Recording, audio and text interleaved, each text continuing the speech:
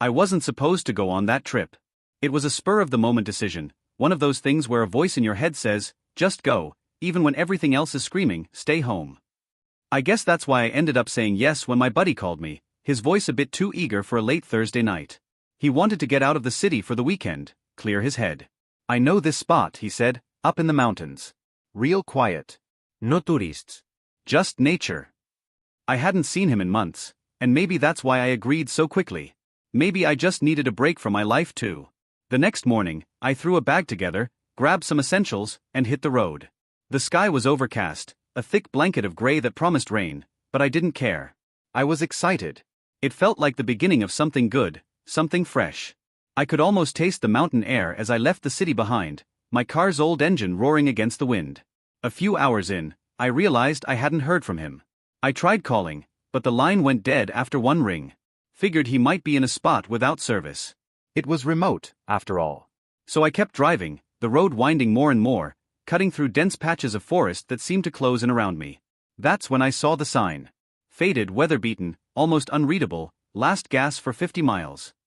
I pulled in, the old station creaking with every gust of wind, the lone pump looking like it hadn't been used in years.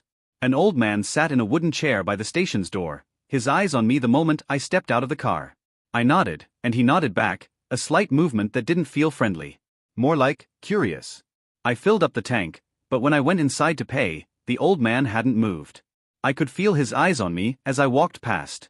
I reached into my pocket, but before I could say anything he spoke. You're headin' up to the mountains, ain't ya? His voice was a raspy whisper, like he hadn't spoken in days. Yeah, just meeting a friend, I replied, forcing a smile. He didn't smile back. Folks around here don't go up there. Not since, well, not in a while. He paused, like he wanted to say more but couldn't bring himself to do it. I laughed it off. I'm sure it's fine, I said, more to myself than to him. He just shook his head, muttering something I couldn't catch, then handed me my change with a shaky hand. I left, the door creaking shut behind me, and as I pulled out of the station, I saw him in the rearview mirror, still watching. The road narrowed after that. Pine trees grew thicker, their branches tangling above, blocking out most of the light. The GPS cut out first, followed by the radio. Just static, and a low humming sound that I thought might be interference. I turned it off and drove in silence, my fingers tapping the steering wheel to a beat I couldn't quite place. After what felt like hours, I saw a shape up ahead, a figure standing in the middle of the road. I slammed the brakes, the car screeching to a halt just feet away from the figure. A man tall and thin, wearing a dark coat that flapped in the wind like a ragged flag. He didn't move, didn't flinch. Just stood there, staring. I rolled down the window, a crack. Hey, you all right? I called out. No response. His eyes were on me, but they didn't seem to see me. They were empty. Like he was looking through me. I felt a shiver crawl up my spine. The air around me seemed to drop a few degrees. Look, I've got somewhere to be, I said, louder this time, hoping he'd snap out of whatever trance he was in. Slowly, he turned his head to the side, as if listening to something I couldn't hear. Then, without warning, he stepped off the road and vanished into the trees. I watched him go, every instinct screaming at me to turn back. But I didn't. I just sat there, hands gripping the wheel, staring into the spot where he'd disappeared. A few minutes passed before I finally drove on. And then the fog rolled in. Thick, dense, like a blanket of smoke. I could barely see 5 feet in front of the car, and every shadow looked like it was moving. I slowed down, heart pounding in my chest. The road twisted and turned, and I felt like I was driving in circles. The trees were closing in again, branches reaching out like hands, scratching at the windows. Then the fog cleared, just like that, like a curtain lifting, and I found myself at a fork in the road. 2 paths. One led straight up the mountain, the other curved down into a valley. No signs, no indication of which way was right. I sat there, staring, trying to remember if he'd said anything about a fork. But nothing came to mind. I decided to go left, up the mountain. The road got worse, narrower, bumpier. I had to swerve around potholes and fallen branches. And that's when I saw it. A car, off to the side of the road, half hidden by the trees. My buddy's car. It looked abandoned, doors open, lights flickering. I pulled over, heart racing, and got out. The ground was soft beneath my feet, the air thick with the smell of pine and something else. Something metallic. Hey! I called out, but my voice felt swallowed by the trees. No answer. I approached the car, every step feeling heavier, slower. I peered inside, Empty. Just a backpack in the passenger seat and a half-empty bottle of water. But then I saw it, a smear of red on the steering wheel. Fresh. I stumbled back, my breath catching in my throat. Mike. I called out again, louder this time, my voice echoing off the trees. Still nothing. I grabbed my phone, no signal, of course. I started to dial, but a sound stopped me. A rustling, coming from the woods. I turned, peering into the dark, dense forest. Mike. I whispered, stepping closer to the sound. And then I saw it, something moving between the trees. Something big. I froze. My body was screaming at me to run back to the car, but I couldn't move. The thing in the trees, whatever it was, seemed to be watching me. I could barely make it out in the shadows, a shape that was too tall, too wide. Its movements were wrong, like it was shifting back and forth in a jerky, unnatural way, almost like it was glitching. I took a step back, and as I did, the thing moved closer. My heart was pounding so loud, I thought it would burst out of my chest.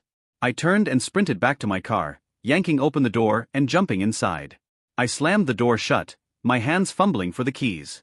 The engine roared to life, and I floored the gas pedal, peeling out onto the narrow road. I drove fast, way too fast for a road like this. I kept glancing in the rearview mirror, but the fog was too thick. I couldn't see if anything was behind me, couldn't see if it was following. My hands were slick with sweat, my breath coming in short gasps. I kept thinking about that shape, those movements. It wasn't human, I was sure of that. I don't know how long I drove. It felt like hours, the road stretching endlessly before me. The fog was thick, swallowing everything around me. I tried to calm myself, tried to think logically. Maybe it was a bear. Or a trick of the light. But deep down, I knew it wasn't. Then, suddenly, the fog broke again. I saw something ahead, a light. Dim, flickering. I slowed down, squinting to make it out. It was a cabin, small and isolated, with a single light in the window. I wasn't sure if I should stop, but I knew I couldn't keep driving blindly through the fog. I pulled up in front of the cabin, the gravel crunching under my tires. I killed the engine and sat there for a moment, staring at the light. I felt a pull, like I needed to go in. Like there was something inside waiting for me. I reached for my phone again, hoping for a signal, but there was nothing. I had no choice. I stepped out of the car, my legs shaky, and approached the cabin. The door was slightly ajar, creaking as it swung in the wind. I hesitated for a moment, then pushed it open. Inside, the air was thick with dust and something else. Something rotten. The light was coming from an old oil lamp on a wooden table in the middle of the room. I called out, "Hello?" My voice was hoarse, shaky. No answer. I took another step in, and that's when I saw them, photographs. Dozens of them, scattered across the table, the floor. I picked one up. It was my friend Mike, standing in front of a tree. His face was wrong. Blurred, like the photo had been smeared. I felt a chill run down my spine. I picked up another photo. This one was of a group of people, all standing in the same clearing. I didn't recognize them, but their faces were the same. Blurred, distorted, like something had reached inside the photo and twisted their features. I heard a noise then, a soft whisper coming from the back of the cabin. I turned slowly, heart in my throat. The back door was open, leading out into the woods. And standing in the doorway was a figure. It was Mike. But it wasn't. His body was there, but his face, it was like the photos. Twisted, smeared. His eyes were wide, too wide, and his mouth hung open in a silent scream. His hands were trembling, and he was staring right at me. I opened my mouth to speak, but no words came out. Then he moved. He started walking toward me, slowly, jerking with every step, his head twitching from side to side. I backed away, my hands up. "Mike. Mike, is that you?" He didn't answer. Just kept coming, his eyes fixed on me. I could see his chest rising and falling, but there was no sound of breathing. Just silence, and that soft whispering, coming from somewhere deep in the woods. I turned and ran, darting out of the cabin and back to my car. I jumped in, slamming the door shut, and locked it. I looked back through the windshield and saw him standing in the doorway, still watching me. Then slowly, he raised a hand and waved. It was the most unnatural movement I'd ever seen, like he was a puppet, his arm being pulled up by invisible strings. I hit the gas, the tire screeching as I tore down the road. I didn't look back. I couldn't. My mind was racing, trying to process what I'd just seen. That thing, it wasn't Mike. But I knew it had his body. I drove and drove until the road finally led me to a main highway. I pulled over at a truck stop, my hands shaking too much to keep driving. I went inside straight to the counter and asked for a phone. I needed to call someone, the police, anyone. But then I looked up, and my heart stopped. There on the wall was a bulletin board filled with missing person posters. And right in the middle was a picture of Mike.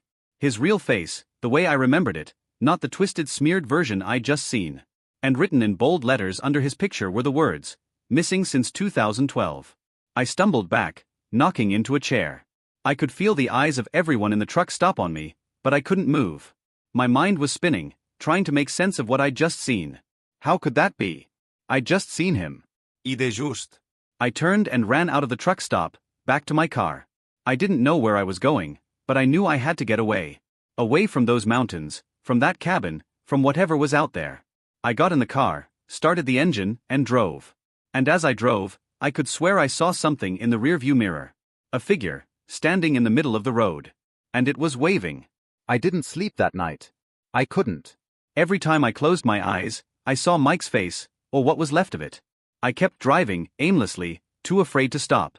I felt like I was being watched, like something was out there, just beyond the reach of the headlights, waiting for me to make a mistake. By morning, I found myself in a small town. A quiet, sleepy place with a gas station, a diner, and a motel that looked like it hadn't been renovated since the 70s. I pulled into the parking lot, my body running on fumes. I needed rest, but more than that, I needed answers. I went inside the diner, where the smell of burnt coffee and fried eggs filled the air. A few locals sat scattered around, giving me curious looks as I walked to the counter. An older waitress with a name tag that read Betty approached, a cigarette dangling from her lips. "What'll it be, hon?" "Coffee," I said, my voice shaky. "And, some information, if you've got it." She raised an eyebrow, but poured me a cup from a stained pot. "Depends on what you're skinned." I hesitated, not sure where to start. "I'm looking for someone. A friend. He went missing, I think." Her eyes narrowed slightly. "You ain't from around here, are ya?" I shook my head. "No. I was up in the mountains, on a road trip. Things got strange." Betty's expression changed, her face growing serious. She leaned in closer. "What mountains?" I told her, and her face went pale. "You shouldn't have gone up there," she whispered, glancing around like she was worried someone might overhear. "Nobody goes up there no more. Not since people started disappearing." My pulse quickened. Disappearing? How many? She shrugged, but I could see the fear in her eyes. "Enough. Some say it's the forest, others say it's the old mine up there. But I've heard stories. Folks coming back, but different. Changed. Changed how?" I asked, leaning forward. She glanced around again, lowering her voice to a whisper. "Some say they come back looking like themselves, but they ain't the same. Like they're wearing a mask of who they used to be. One minute they're normal, next minute, it's like they're a stranger." I shivered, remembering the way Mike's face had looked, twisted and wrong. "Do you know where they go? Where they come from?" She shook her head. "No one knows for sure. But if I were you, I'd get out while you still can. Ain't nothin' up there worth findin'." I nodded, my hands trembling around the coffee cup. "Thanks," I muttered, leaving a few crumpled bills on the counter. I didn't want to stay any longer than I had to. As I turned to leave, Betty called after me. "Wait. If you're really gonna keep looking, you might want to talk to Old Man Carver. He knows things. Lives out on the edge of town. But he's a little touched, if you know what I mean." I nodded, feeling a spark of hope. "Thanks. I'll find him." She gave me a sad smile. "Good luck, hon. You're gonna need it." Old Man Carver's place was easy enough to find. It was the last house on a dead-end dirt road, a rundown shack surrounded by overgrown weeds and rusted junk. I pulled up in front, my heart pounding in my chest. I didn't know what I expected to find, but I had to try. I knocked on the door, and after a moment, it creaked open. A frail, wiry man with a shock of white hair and sunken eyes peered out at me. "What do you want?" he rasped, his voice like gravel. "I'm looking for answers," I said, trying to keep my voice steady. "About the mountains. About the people who've gone missing." His eyes narrowed. "You been up there?" I nodded. "I think my friend, he's one of them." Carver stared at me for a long moment, then opened the door wider. "You better come in." Inside, the place was cluttered with newspapers, old books, and strange trinkets. The air was thick with dust, and the only light came from a single bulb hanging from the ceiling. He motioned for me to sit in a rickety chair while he took the only other one. You don't look like no fool, he said, studying me. But you did a foolish thing, going up there. I didn't know, I replied. No one told me. He chuckled, a dry, humorless sound. Nobody talks about it. Not anymore. Too scared. But I've seen things. Heard things. Like what? He leaned closer, his eyes gleaming with something I couldn't quite place. They ain't just people up there. Something else is in those woods. Something old. Ancient. It don't take kindly to strangers. Likes to play with them. My skin crawled. Play with them. He nodded slowly. Makes em see things. Makes em feel things. Changes in. Some folks come back, but they ain't ever the same. They're hollow, like a shell of who they used to be. Some say it's a curse. Others say it's just evil. I swallowed hard. How do I stop it? How do I get my friend back? Carver looked at me, his face grim. You can't. Once it's got em, they're gone. Best you can do is leave and never come back. I can't do that, I said, my voice firmer than I felt. I have to try. He sighed, shaking his head. There's an old cabin, deep in the woods. Folks say that's where it started. But it's dangerous. Ain't nobody who goes there comes back the same. I've already seen the cabin, I admitted, my heart racing. Carver's eyes widened. Then you're marked, he whispered. It knows you now. It won't let you go. I stood up, a cold sweat breaking out on my skin. I'm going back up there. I'm going to end this. Carver looked at me like I was crazy, but he didn't try to stop me. You've got guts, kid. But don't say I didn't warn you. Just be careful. And if you see it, don't look it in the eyes. I nodded, turning toward the door. Thanks, I muttered, not sure what else to say. As I stepped out into the daylight, I felt a chill run down my spine. I knew I had to go back, but every fiber of my being was telling me to run. I drove back up the mountain. The fog was thicker now, almost impenetrable. The road seemed to twist and turn even more than before, and the sense of being watched was overwhelming. I kept my eyes on the road, my grip tight on the wheel, trying to focus. When I finally reached the fork in the road again, I took the right path this time, heading down into the valley. The trees grew denser, their branches interlocking above me, blocking out what little light remained. The road narrowed until it was little more than a dirt path, the car bouncing over rocks and roots. I could feel something in the air, a heaviness, a pressure. It was hard to breathe, like the very air around me was thickening. My head was pounding, my vision blurring. But I kept going. And then, I saw it. The cabin, nestled deep in the woods, even more decrepit and foreboding than before. The door was wide open, and I could see a dim light flickering inside. I parked the car and got out, every step feeling like I was wading through water. I approached the cabin slowly, my heart hammering in my chest. I could hear whispers, faint and distant, like they were carried on the wind. I stepped inside. The room was dark, the air thick with the smell of decay. The oil lamp was still on the table, but the photographs were gone. I turned slowly, scanning the room, and that's when I heard it, a soft, almost inaudible hum coming from the back of the cabin. I took a step toward the noise, and the hum grew louder. It was coming from behind a small, rotting door. I reached out, my hand shaking, and pushed it open. Inside was a staircase, leading down into darkness. I hesitated for a moment, then started down, each step creaking under my weight. The air grew colder with every step, the hum louder. And then, I saw it. A room, deep underground, filled with mirrors. Dozens of them, all different sizes and shapes, reflecting nothing but darkness. And in the middle of the room stood Mike. He was staring into one of the mirrors, his face blank, his eyes wide and empty. I called out to him, but he didn't respond. He just kept staring, as if entranced. I moved closer, and that's when I saw it. In the mirror, standing behind him, was a figure. Tall, dark and twisted, its face a blur of shadows. And slowly, it began to turn, its eyes locking onto mine. And that's when I realized. I wasn't alone. I couldn't breathe. The room felt like it was closing in on me, the walls inching closer with every second. The figure in the mirror, it felt like its eyes were burning into my soul, even though I couldn't see a face, just a swirling darkness where a face should be. My legs felt like they were made of lead, but I knew I had to move. I had to get Mike and get out of there. Mike, I whispered, my voice barely a breath. He didn't respond. Just kept staring into the mirror, his eyes wide and empty. I took a step forward, and the figure moved too, its blurry outline shifting like smoke in a breeze. Mike! I shouted this time, desperation clawing at my throat. He didn't even blink.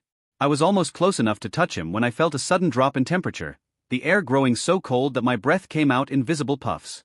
The humming sound grew louder, a low, rumbling vibration that seemed to rattle my bones.